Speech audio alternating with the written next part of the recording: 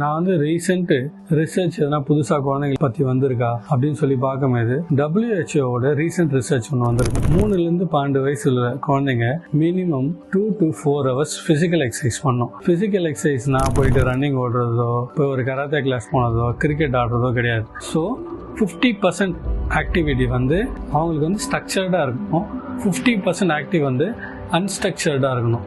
So அவங்க வந்து அவங்களுக்கு இஷ்டத்துக்கு அவங்களுக்கு என்ன தோணுதோ அதை பண்ணணும். அவங்களோட ஃப்ரெண்ட்ஸோடு சேர்ந்து கண்ணாம்பூச்சி விளையாடுறது, ரன்னிங் அண்ட் கேட்சிங் விளையாடுறது, அவங்களுக்குள்ள ஸ்கிப்பிங் பண்ணுறது, இது மாதிரி சில ஆக்டிவிட்டி வந்து கொஞ்சம் ஸ்ட்ரக்சர்டாக இருக்கணும். 3 to 7 ஆர் 3 to 9 அவங்களுக்கு வந்து ஸ்ட்ரக்சர்டு ஆக்டிவிட்டி வந்து ரொம்ப கம்மியாக இருக்கணும். 9 to 12 வந்து ஸ்ட்ரக்சர்டு ஆக்டிவிட்டி அதிகமாக இருக்கணும்.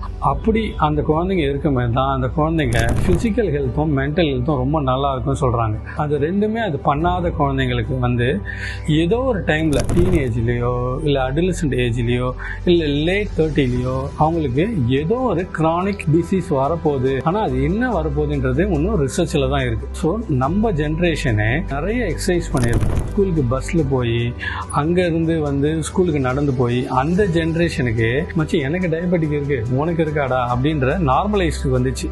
ஸோ இந்த ஜென்ரேஷனுக்கு வந்து அது என்ன மாதிரி ஒரு ஏர்லியாக அது வரப்போகுதுன்றது இன்னும் ப்ரெடிக்டே பண்ண முடியல.